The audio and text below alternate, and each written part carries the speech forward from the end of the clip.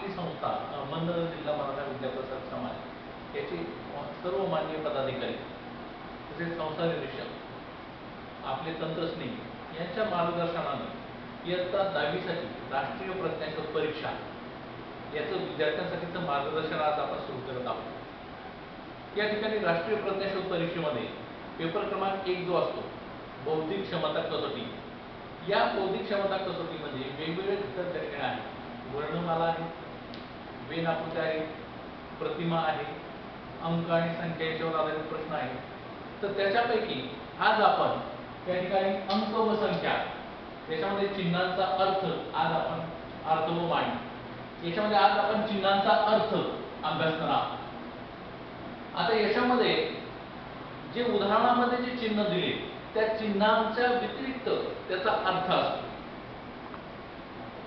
आणि त्याच्यावर आधारित वेगवेगळे अंक बदलून चिन्ह बदलून त्याच्यावर आधारित प्रश्न आपल्याला विचारले जातात। याचे काही नमुना प्रश्न आपण या ठिकाणी अभ्यास करणार आहोत। पहिला जो प्रश्न आहे की खाली काही गणिती कृत्ये गुणाकार, भागाकार, बेरीज, वजाबाकी दिलेले आहेत, परंतु त्यांच्या चिन्हांचा अर्थ नेहमीप्रमाणे नाही, तो शोधा।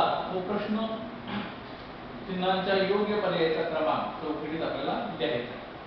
त्याच्यामध्ये पहिला प्रश्न आहे पहा, या ठिकाणी आपल्याला ए बी दोन घटक दिले। ए मध्ये दिले 8 गुणिले 2 बरोबर 41 आणि बी मध्ये दिले 4 गुणिले 6 बरोबर 23 आणि आपल्याला शोधायला लावले तर 5 गुणिले 8 बरोबर किती। आता आपल्या सगळ्यांना माहिती आहे 8 गुणिले 2 याचा गुणाकार काय 41 होत नाही, तो गुणाकार होतोय 8 गुणिले 16, पण या ठिकाणी उत्तर दाखवलं आपल्याला 41। 4 गुणिले 6 याचा गुणाकार प्रत्यक्षात होतोय 4 × 24, परंतु या ठिकाणी आपण 23 दाखवले। आता या ठिकाणी काय त्या ठिकाणी संबंध केलाय पहा, या प्रश्नात चिन्ह जरी गुणिले असले तरी 8 गुणिले 2 याच्याऐवजी 82 ही संख्या घेतली, म्हणजे 8 आणि 2 किती 82।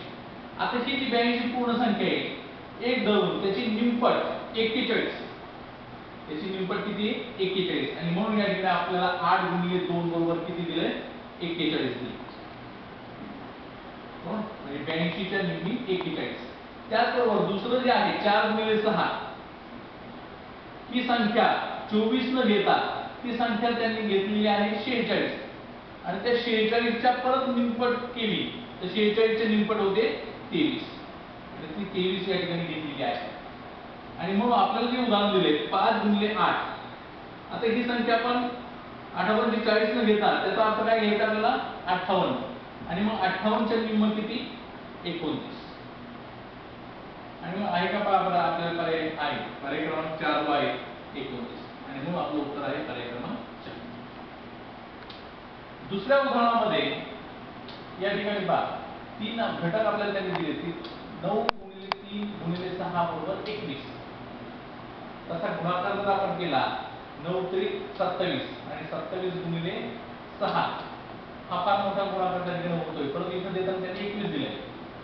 दुसऱ्या याच्यामध्ये 9 गुणिले 4 गुणिले 9 परत या ठिकाणी दिले 27, तिसऱ्या याच्यात 9 गुणिले 7 गुणिले 6 इथे 50 दिले आणि आपल्याला शोधायचं या ठिकाणी 9 गुणिले 8 गुणिले 9 बरोबर किती। यांनी पर्याय पण दिले 56, पहिला पर्याय 56 आहे, दुसरा आहे 55, तिसरा 54 आणि चौथा 44। याच्यातलं योग्य असा पर्याय आपल्याला निवडायचा। आता या ठिकाणी दोन गुणाकाराचे चिन्ह आहे पहा, पहिलं चिन्ह इथं आहे आणि दुसरं चिन्ह इथं आहे, मात्र दोन्ही ठिकाणी तो गुणाकाराचा संबंध वापरलेला नाही। आता पहा पहिल्या याच्यामध्ये मात्र तो वापरलाय 9 गुणिले 3 बरोबर किती 27 आणि दुसऱ्या गुणाकाराच्या ठिकाणी ते वजाचं चिन्ह जर आपण घेतलं 27 वजा 6 बरोबर किती 21।